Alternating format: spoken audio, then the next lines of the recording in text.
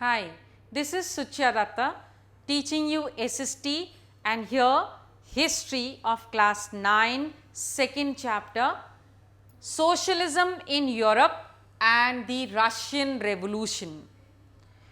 Almost all countries of the world have experienced revolutions, whether it is America, Russia, England or India.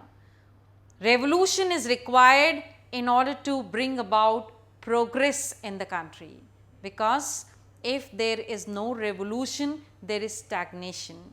In order to actually free the society, the culture and the government, we need to have revolutions.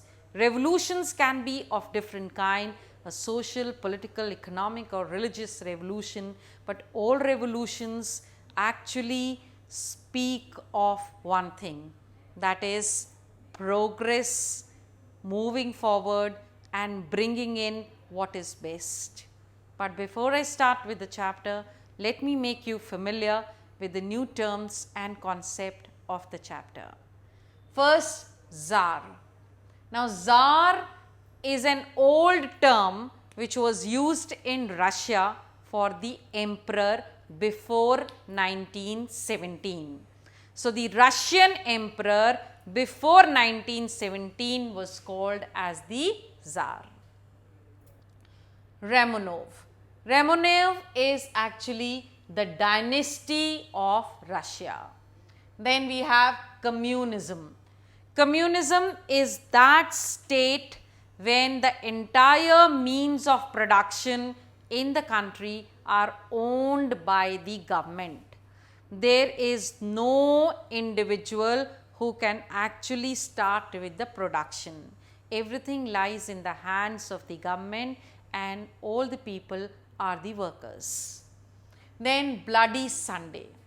Bloody Sunday is termed to that particular incident in the Russian history when Father Gibbon, the leader of the people, walked towards the Winter Palace in order to give a petition on 22nd January 1905. But thousands of people were killed mercilessly, that is, they were shot at by the emperor's order, is termed as the Bloody Sunday in the Russian history. Duma. The Russian parliament is called as the Duma. Divine right theory. Divine right theory is that theory wherein the king believes that he is the representative of God on earth. He is almost like God on earth and everybody has to worship and obey him without questioning him. He is all in all and his word is law. That's divine right theory. Most of the emperors of the past in almost all countries of the world believed in the divine right theory because it suited them. Next is Mensheviks. Mensheviks were the minority group of Russia which were formed in 1898. Then we have the Red Army. The Russian Revolutionary Army was called as the Red Army and it was formed just to fight against the Tsar, against the autocracy, against the authority of the Tsar, the unlimited authority of Tsar, wherein he believed that he was all in all. So, the Red Army actually contributed a lot in bringing about a revolution in Russia. I talk about the next terms in the next clipping. Continuing with the terms and concept, the next one is the revolution of 1917.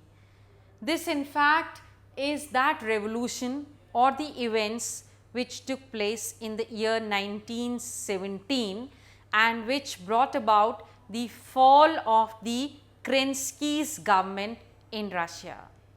Next we have serfdom. In this serfdom, it was in fact a system of feudalism wherein the peasants worked on the fields of the big landlords and they were paid no wages. They were like slaves who just worked on the fields for food and for clothes. Next we have the suffragette.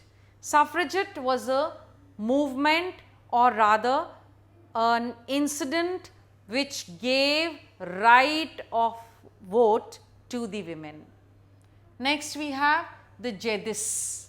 The Muslim reformers in Russia were called as the Jihadists. Deported. When you remove somebody from a place, that's called as deported. Exiled. When you forcibly send somebody out of the country, that's exiling somebody. Collective farms. Collective farm was in fact a part of what we call as socialism. According to this, everybody had to work on large farms which were collectively owned by the government. The government gave farms to various people, various groups of people who worked on the farm, and they collectively did all the plowing there, threshing there, putting the seeds there, and whatever was the profit was divided amongst the people who actually worked on that farm. And this farm, collective farming, was called as kolkhoz in Russia. Kulaks. The rich, wealthy peasants of Russia were called as the kulaks. New economic policy. This was formulated in the year 1921, according to which the economy of Russia was made stabilized, or rather a new kind of economy was set up there. That was the new economic policy which changed the face of Russia. Now I continue with important personalities in the next clipping.